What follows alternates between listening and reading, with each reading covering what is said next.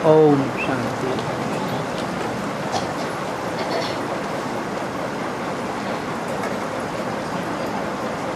18 जून 1968 की वाणी चल रही थी। चौथे पेज पर बात चल रही थी।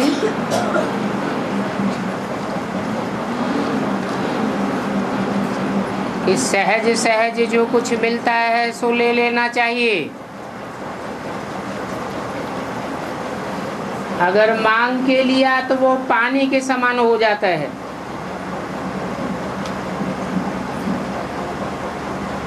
और खींच लिया सो खून बराबर। जोर जबरदस्ती करके कोई से ले लिया तो जैसे संकल्पों का खून हो जाता है।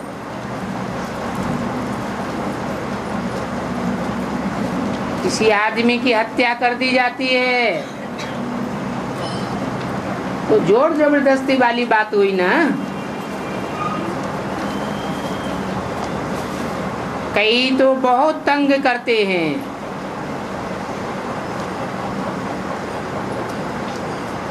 कर्जा उठाते हैं।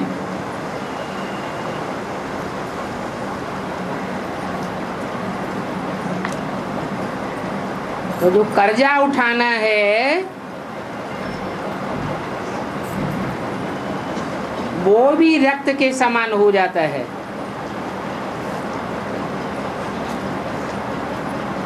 कोई से भी कर्जा लेने की ऐसी कोई दरकार ही नहीं है।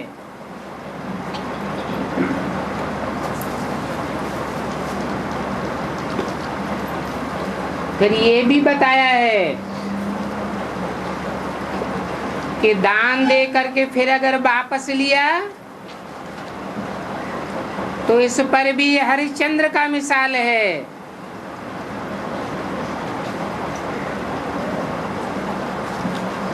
चांडाल बनना पड़ता है।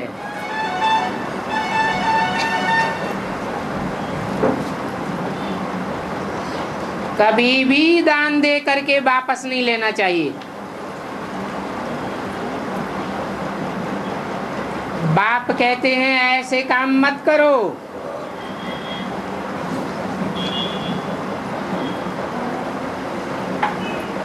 हिस्सा रख दो जो तुमको काम में भी आवे।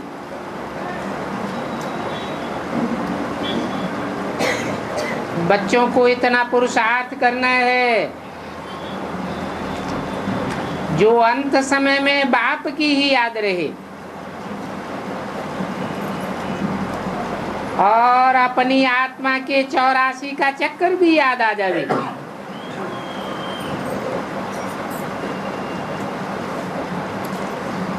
ऐसी स्टेज में प्राण निकलेंगे तो कल्याण हो जाएगा।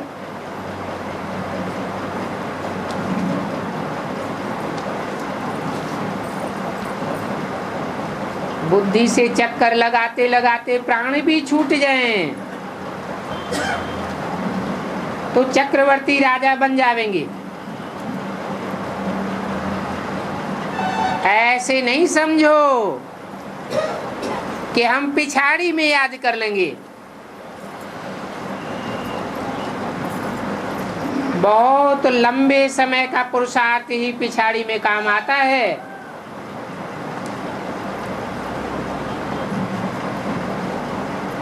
अंत समय में कुछ भी याद नहीं आवेगा।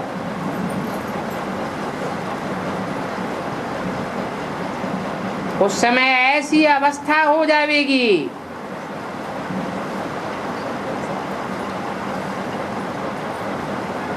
दुनियावी जो माहौल बिगड़ता जाता है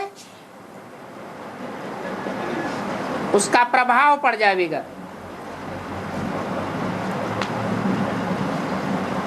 तो अंत मते सुगति हो जाएगी।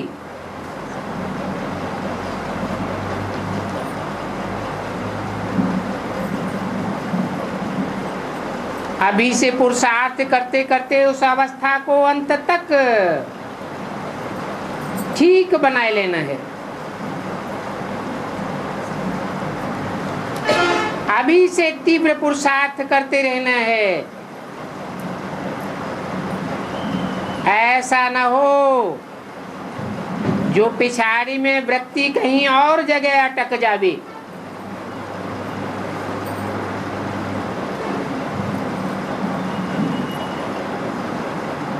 अभी से याद की प्रैक्टिस करते रहने से पाप कटते रहेंगे।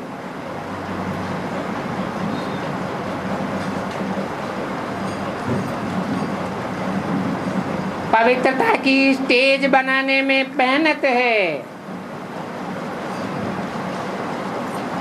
पढ़ाई में इतनी मेहनत नहीं है।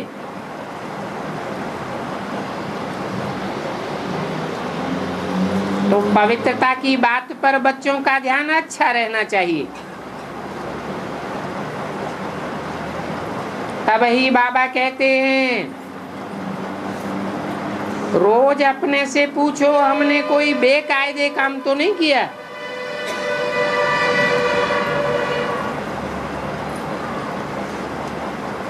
कोई को अपने नाम रूप में तो नहीं फंसाया, अथवा कोई के नाम रूप में खुद तो नहीं फंस मरे। कोई को देख करके लड्डू तो नहीं बन जाते हैं।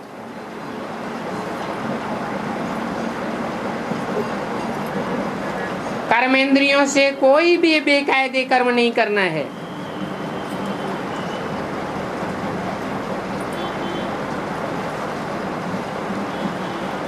इन बातों में सबसे कम मेहनत है कुमारियों को।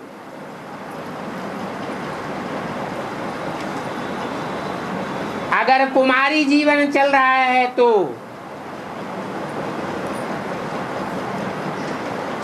क्योंकि कुमारियों के जीवन में इतना संबंध नहीं जुड़ता है। शादी के बाद तो बहुत ही संबंध के बंधन बढ़ जाते हैं।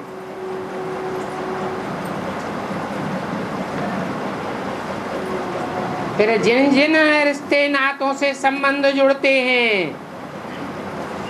उनकी याद बड़ी मुश्किल से टूटती है।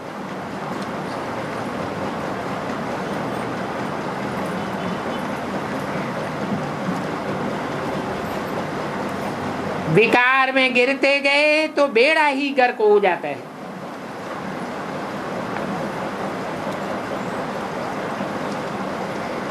ये शरीर रूपी बेड़ा है।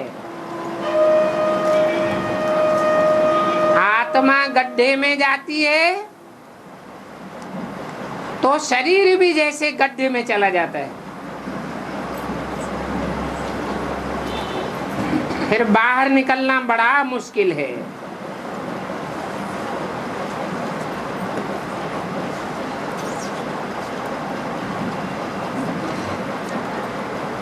शादी होने के बाद कुमारियों के लिए भी पति ही सब कुछ हो जाता है।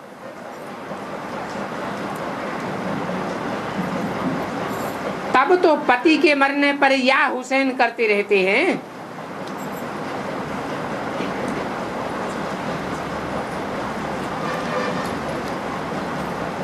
तुम लोग कह सकती हो कि हमारी सगाई अथवा शादी तो शिव बाबा के साथ हुई है।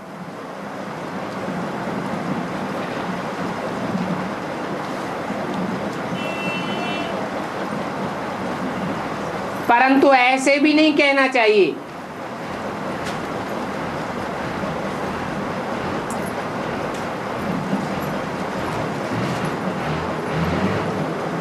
क्योंकि दुनिया जानती है हम शिव बाबा को बाबा कहते हैं, तो उल्टा समझने लग पड़ेंगे।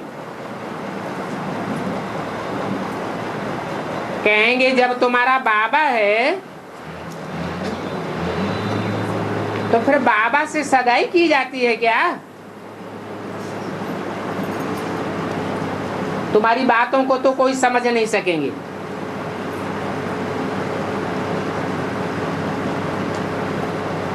तुम बाप के बने हो बेहद का वर्षा लेने के लिए।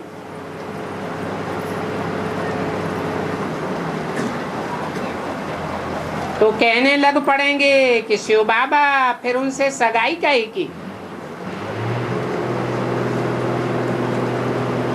इसलिए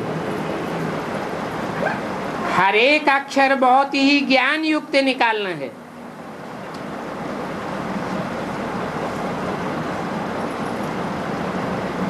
ऐसे वैसे अक्षर मुंह से नहीं निकलने चाहिए।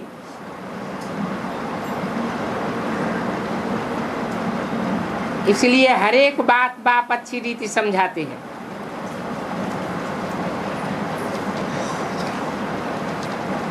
मूल बात है अपना रोज पोता मिल देखो। व्यापारी लोग भी रोज का अपना पोता मेल निकालते हैं ना। ये बाबा भी रोज का पोता मेल निकालते थे। झट मालूम पड़ जाता था आज इतना फायदा हुआ। तो तुम भी रोज अपना पोता मेल निकालो, तो फिर तुमको मालूम पड़ता रहेगा कितना नुकसान हुआ।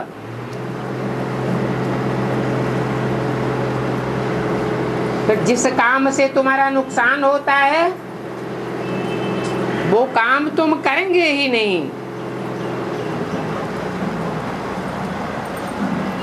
परंतु बच्चे पोता में लिखते लिखते थक जाते हैं, पोता मेल रखते ही नहीं।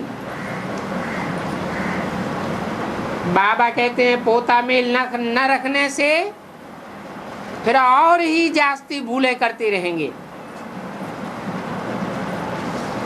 बहुत भूले करते हैं। पोता मेल रखते रहेंगे तो डर रहेगा।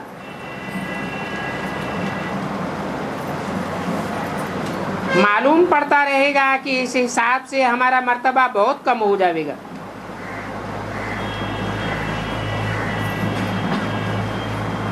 ब्राह्मण जीवन में पुरुषार्थ करते रहे, गलतियां भी करते रहे, मर्तबा नीचा होता रहा तो फायदा ही क्या, और ही नुकसान हो जाता है।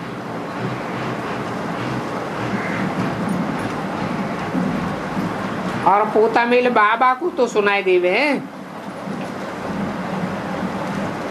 बाबा आज हमसे ये फायदा हुआ और ये नुकसान हुआ। परंतु बाबा के सामने भी अगर झूठ बोलते रहेंगे तो और ही 100 गुना दंड पड़ जाएगा।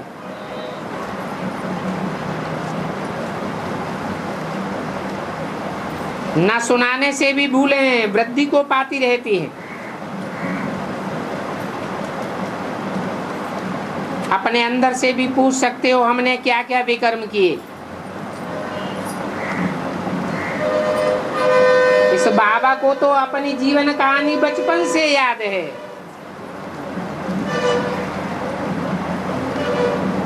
अभी तो बाबा ने हमको कितनी समझ दे दी है। तो कहते हैं कि सुनाने से बाप भी समझावेंगे ऐसे ऐसे होता है। सर्जन इंजेक्शन लगाते हैं, राय देंगे, सुनाने से तुम्हारी बहुत हल्काई हो जाएगी। बाबा तुमको ट्रस्टी बनाए देते हैं।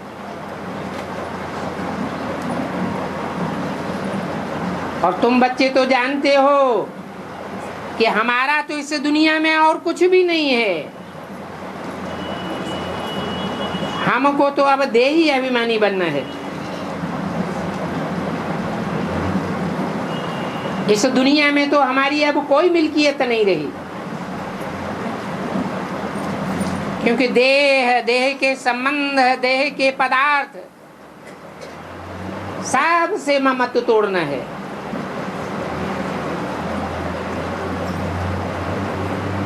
कोई में अगर प्यार हो जाता है तो वो भी जैसे कि मिल्कियत हो जाती है। वो सब बातें भी छोड़ देनी चाहिए।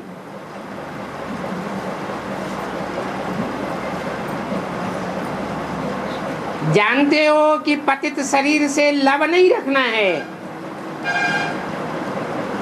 अभी हमारी आत्मा प्योर बन रही है और पवित्र बनते बनते अगर पतित शरीर से लव हो जाएगा तो और ही नुकसान कर लेते हो। कोई के भी पुराने पतित शरीर से बिल्कुल लव नहीं होना चाहिए।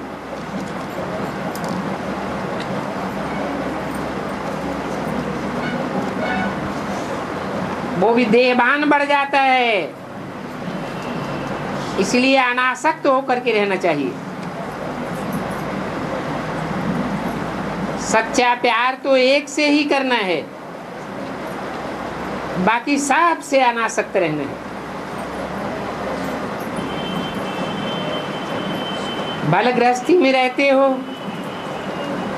बाल बच्चे आदि भी हैं, परंतु कोई में भी आसक्ति नहीं होनी चाहिए। आसक्ति की निशानी है कि बुद्धि में बार बार वही याद आता रहेगा। तुम जानते हो कि इन आंखों से हम जो कुछ भी देखते हैं वो सब खत्म हो जाना है।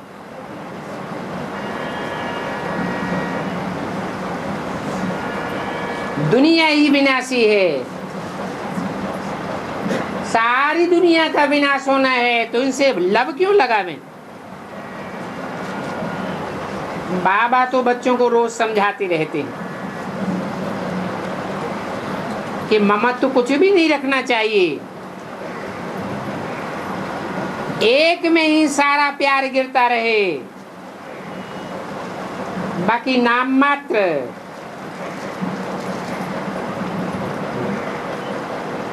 कार्य व्यवहार निभाना है। अच्छा, मीठी मीठी रूहानी बच्चों प्रति रूहानी बाप दादा का याद प्यार गुड मॉर्निंग। रूहानी बाप का रूहानी बच्चों को नमस्ते। ओम शांति।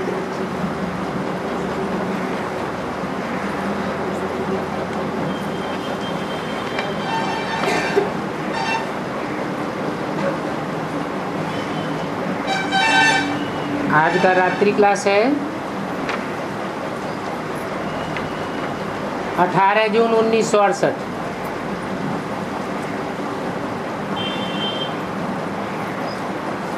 बाबा बच्चों को रोज कहते रहते हैं मन मना भव। यहाँ जब बाबा के सामने बैठते हैं तो खास अपन को आत्मा समझ करके बैठना है।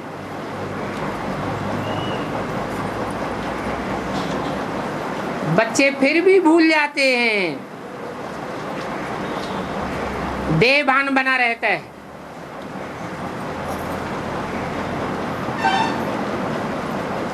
इसलिए आगे भी रोज रोज बाप ने समझाया है अपन को आत्मा समझो।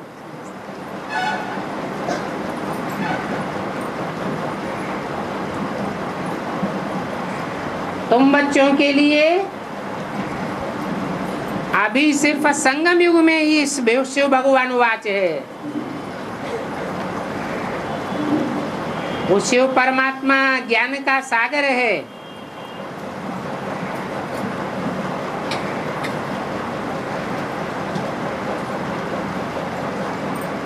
मनुष्य सृष्टि का बाप भी कहेंगे, मैं मनुष्य सृष्टि का बीज रूप हूं।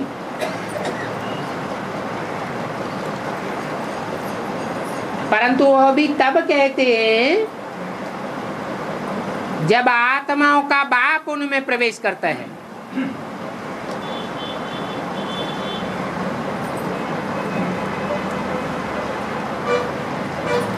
कहते हैं हमको इस रचना के आदि मध्य अंत का नॉलेज है, क्योंकि मैं मनुष्य सृष्टि का बीज रूप हूं। और तो कोई मनुष्य तुम्हारी इन बातों को नहीं समझेंगे।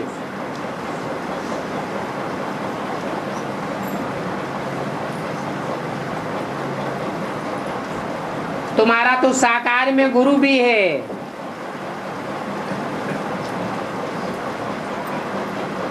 शिव बाबा को तो कोई गुरु नहीं है,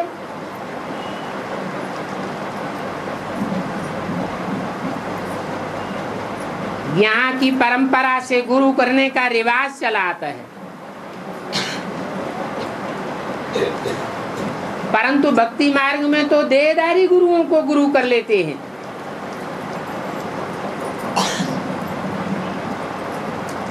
सतयुग त्रेता में तो ये सब रस्म रिवाज चलता ही नहीं है,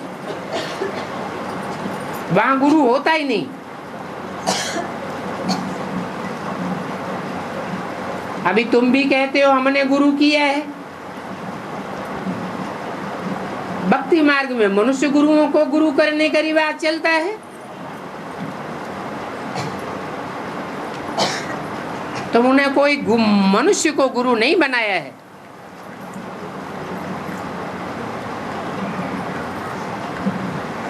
क्योंकि अगर मनुष्य को गुरु बनावेंगे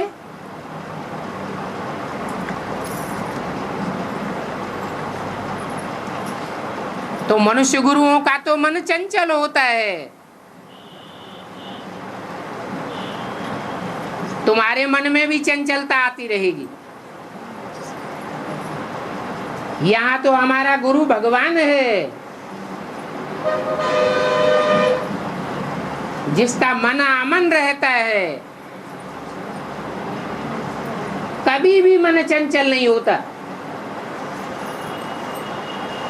सदैव स्वस्थिति में रहने वाला है।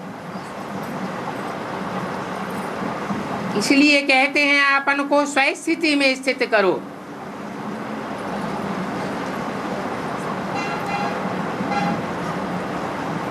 और तुमको तो गुरु नहीं मिला है, तुम कहेंगे हमको सदगुरु मिला है।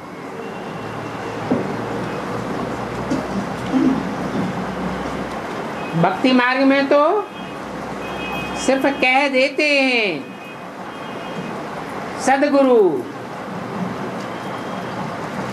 परंतु सच्चा गुरु तो एक ही है। कहते भी हैं सच्चा सदगुरु शिव भगवान। सिख लोग खास कहते हैं एक सदगुरु अकाल मूर्त। तो जब एक ही सदगुरु है तो बाकी गुरु तो स्वतः ही सच्चे झूठे हो जाते हैं। वो अनेक गुरु हैं और ये एक सदगुरु है। सदगुरु का भी गायन भक्ति मार्ग में चलता है, परंतु सदगुरु की कोई को मिलता नहीं है। तुमको तो मिल जाता है।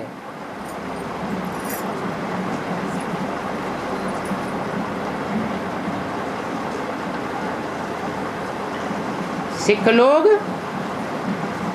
सदगुरु अकाल मूर्ति ये महिमा कृष्ण की कब नहीं करेंगे।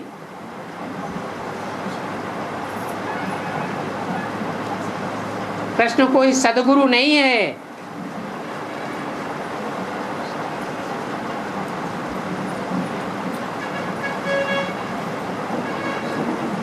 जो सत्य होता है उसका कभी विनाश नहीं होता, असत्य का विनाश हो जाता है, झूठ का नाश हो जाता है। सच्चा तो सदैव ही स्थायी रहने वाला है।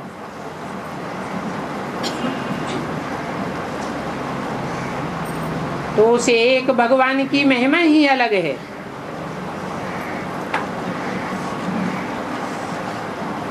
उस सच्चे सदगुरु भगवान से ब्राह्मण ही वर्षा लेते हैं।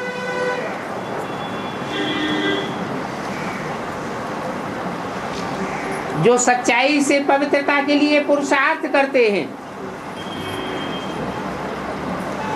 उनको ही ब्राह्मण कहा जाता है।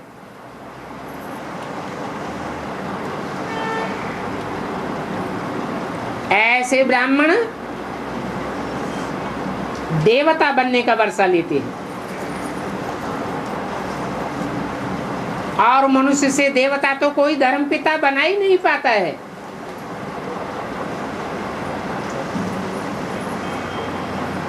गैन भी है मानुष से देवता किए करतन लागी बार।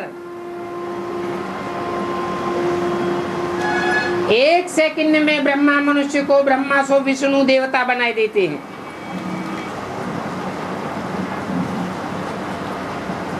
नहीं तो ये देवता पद कहां से आया?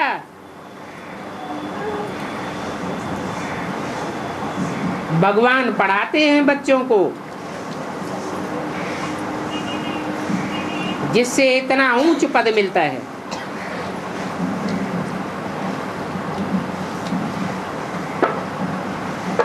ये पढ़ाई आप ही सिद्ध कर देती है कि हमको शिव बाबा पढ़ाते हैं। मनुष्य गुरुओं की तो पढ़ाई लिमिटेड होती है, क्योंकि मनुष्यों की पढ़ाई पुस्तकों में बांधी जाती है। शास्त्रों का ज्ञान भी पुस्तकों में बंधा हुआ है। भगवान आकर के जो ज्ञान देते हैं वो कोई शास्त्रों में नहीं बांधा जा सकता। अनलिमिटेड ज्ञान देते हैं।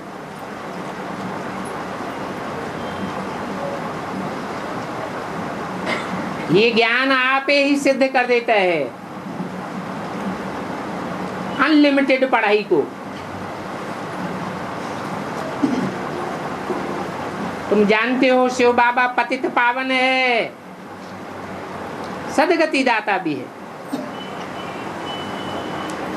मुख से एक्यूरेट अक्षर निकलना चाहिए।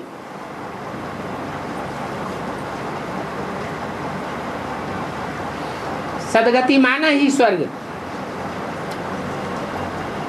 और दुर्गति माना ही नरक।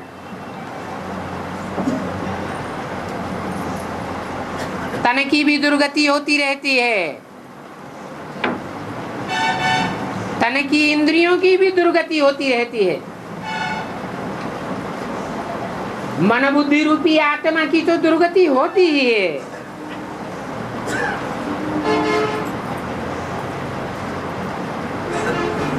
दुर्गति कहा ही जाता है नरक को। नर अर्थात मनुष्य। मनुष्य जो भी रचना रचता है, चाहे वो इब्राहिम बुद्ध क्राइस्ट ही महान मनुष्य क्यों न हो, वो रचना नरक ही बनाती है।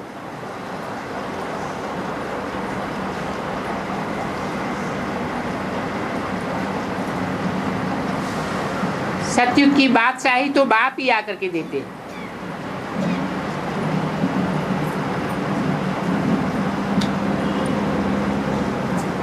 परंतु बाप ऐसा गुरु बनता है जिसकी कोई गद्दी नहीं चलती है। उन गुरुओं की तो गद्दी चलती चली आई है। एक गुरु मर जाता है तो उनका फॉलोअर उनकी गद्दी पर बैठ जाता है। अब गुरु की ही दुर्गति हो गई तो चेला कहां से सदगति करेगा? यहां तो ऐसी बात नहीं है। यहां तो गुरु की कोई गद्दी ही नहीं है।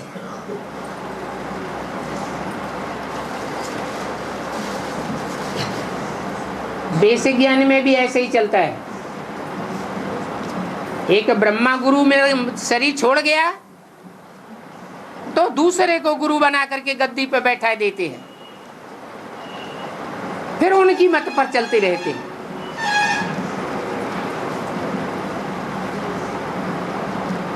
ऐसे मनुष्यों को गुरु बनाने वाले कोई पद नहीं पावेंगे।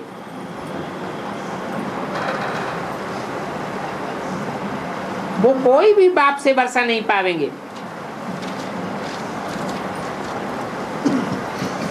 इन देवताओं ने तो बाप के द्वारा सिखाए हुए सत्कर्मों से गद्दी पाई है।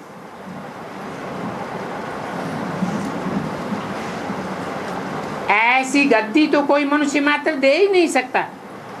बहुत मुश्किल है।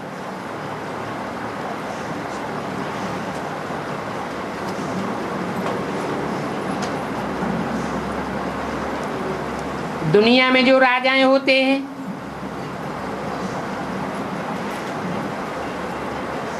उनकी बुद्धि भी धन दौलत महल माड़ियों में लगी रहती है।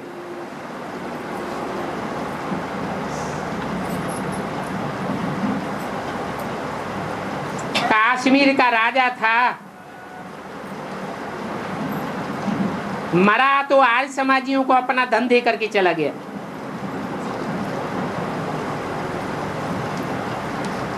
अब आर्य समाजी तो उसका रिटर्न नहीं देंगे।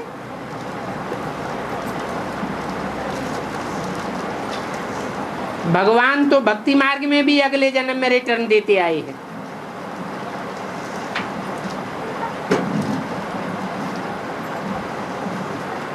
परंतु भक्ति मार्ग का दान है अल्पकाल का,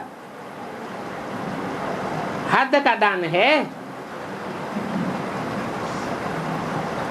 अभी बेहद का बाप बेहद का रिटर्न देते हैं।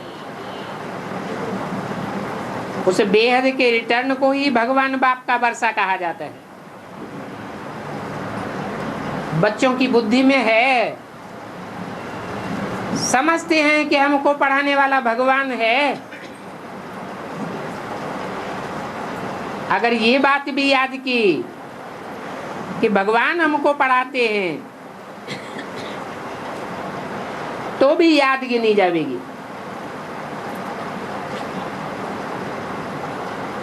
इसको भी कहेंगे मनमना भव। हम भगवान के स्टूडेंट हैं, हमारी एम ऑब्जेक्ट है, हम नर से नारायण बनने के लिए आए हैं।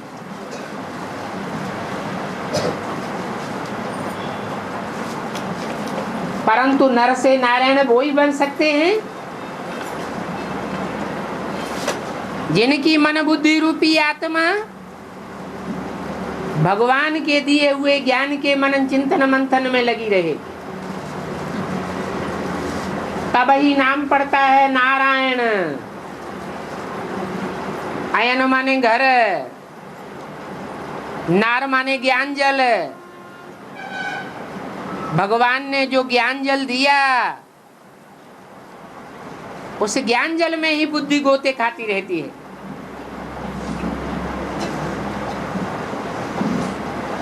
तो देखो, टीचर को भी याद करेंगे तो भी मनमना भव होता है।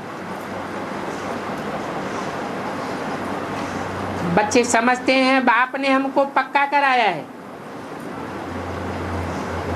कि हम देह नहीं है, हम तो आत्मा हैं और अविनाशी आत्मा हैं। हम आत्मा का बाप परमात्मा है। हम आत्माएं नंबरवार पार्टधारी हैं और हमारा बाप परम पार्टधारी है। परम पार्टधारी माना ही परमात्मा, हीरो पार्टधारी।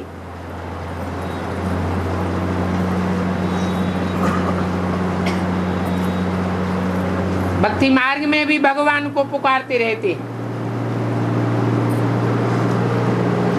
कितना शिव बाबा करते हैं।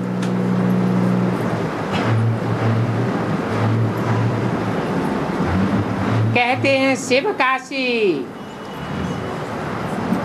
फिर कहते हैं विश्वनाथ गंगा।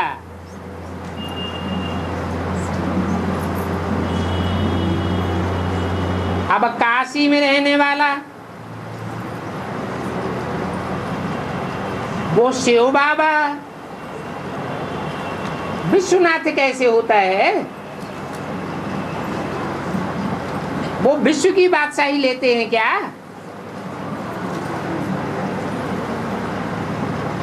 वो तो विश्व की बादशाही देने वाला है।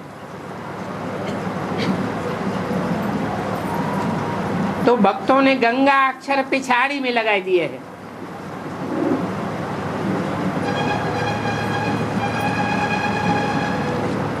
ये बात भी तुम बच्चे जानते हो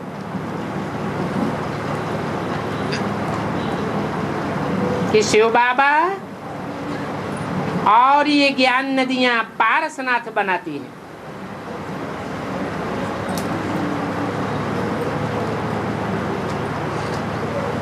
और तो सभी भक्ति मार्ग की उल्टी बातें हैं।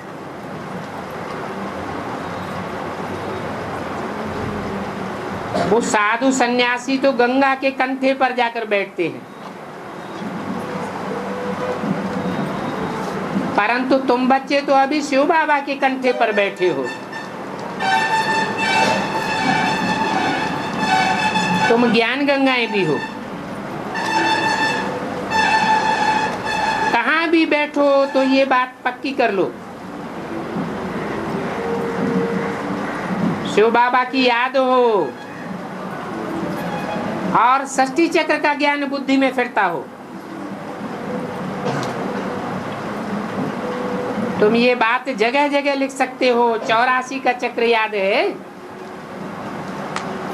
शिव बाबा याद है, जगह जगह लिखा होगा तो याद रहेगा। दिन प्रतिदिन नई नई बातों की एडिशन होती जाती है, जबकि हम बाप के बच्चे हैं और हमारा बाप है हेवनली गॉडफादर है, जो स्वर्ग का रचयिता है। तो हमको भी स्वर्ग का मालिक होना चाहिए, परंतु अभी हम नरक में क्यों बैठे हैं?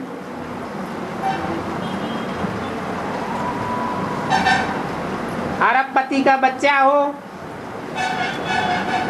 और पैसे पैसे के लिए गलियों में मोहताज होता फिरता रहे तो कोई मानेगा ये साहूकार का बच्चा है?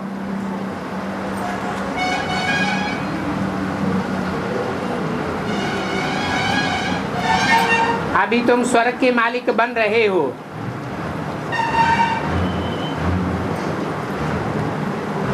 तो सभी एक बाप के बच्चे, परंतु बच्चे नंबरवार हैं, नंबरवार पुरुषार्थ करते हैं और पढ़ाई भी नंबरवार पढ़ते हैं। पढ़ाई से ही ऊंच पद पावेंगे। जानते हो कि बाप आते हैं तो भारतवासियों को ही पढ़ाई पढ़ाते हैं।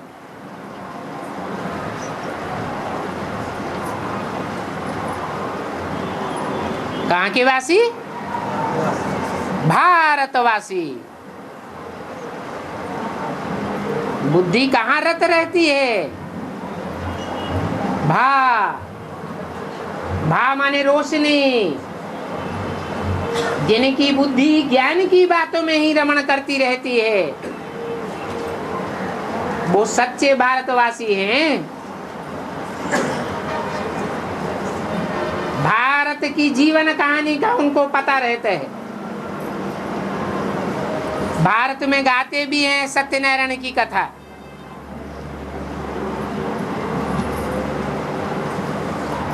जरूर इनको बाप ने कोई समय वर्षा दिया है।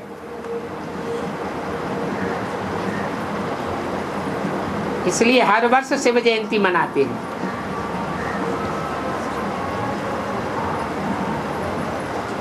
ये हर वर्ष शिव जयंती क्यों मनाते हैं? इस बात को कोई समझते नहीं है। जरूर इनका पुरुषार्थ वर्ष वर्ष ऊंचा चढ़ता रहता है।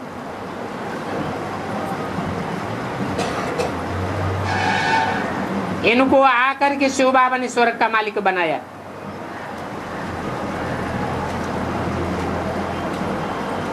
तुम यह बात जानते हो कि शिव बाबा आकर के पढ़ाई पढ़ाते हैं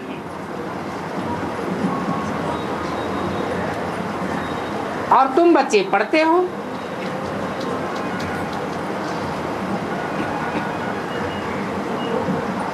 बाबा जो पढ़ाई पढ़ाते हैं और ये लक्ष्मी नारायण ऊंचते ऊंच पढ़ाई पढ़ते हैं, तो उनसे पहले पहले वर्षा मिलता है श्री कृष्ण को।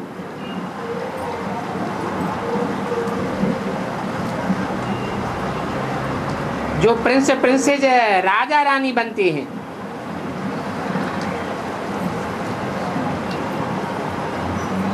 जरूर पहले जन्म में ऊंच पद पाते हैं, बाद में सतयुग के और जन्मों में नीचे गिरते जाते हैं।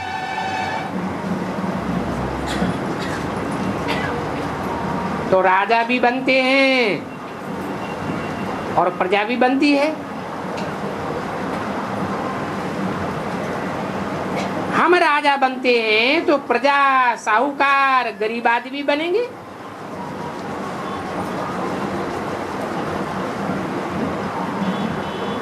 ये बातें बाप बच्चों को समझाते हैं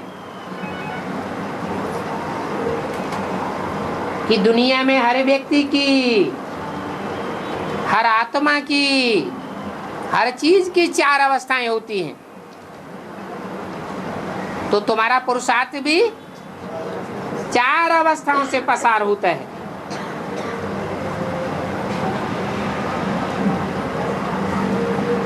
इसलिए इन बातों को याद करके फिर औरों को रास्ता बताओ।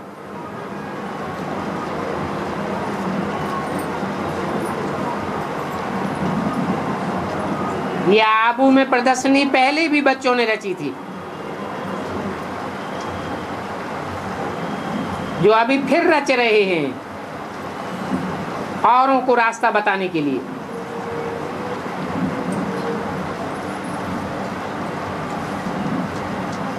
पवित्र भी बनना है।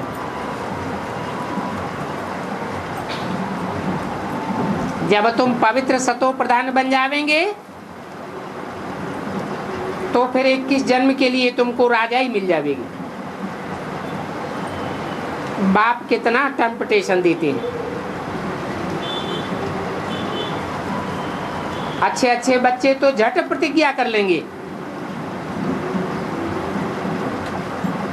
फिर माया भी गुटखा खिलाती रहती है। ये माया बड़ी जबरदस्त है।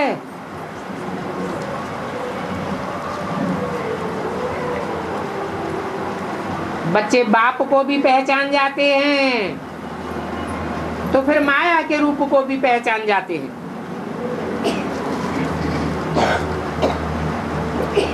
बाप ऐसे बच्चों को मीठे मीठे बच्चे कहते हैं। क्यों नहीं मीठे मीठे कहेंगे? इसलिए मीठे मीठे कहते हैं कि अभी पुरुषोत्तम संगम युग पर तुम मनुष्य से देवता बनते हो। सतयुग को कोई पुरुषोत्तम युग नहीं कहेंगे, क्योंकि पुरुष आत्मा को कहा जाता है। वहां सतयुग में कोई उत्तम उत्तम आत्माएं नंबरवार प्रत्यक्ष नहीं होंगी।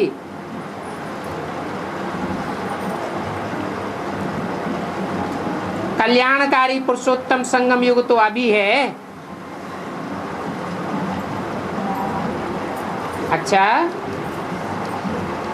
बच्चों को गुड नाइट और नमस्ते।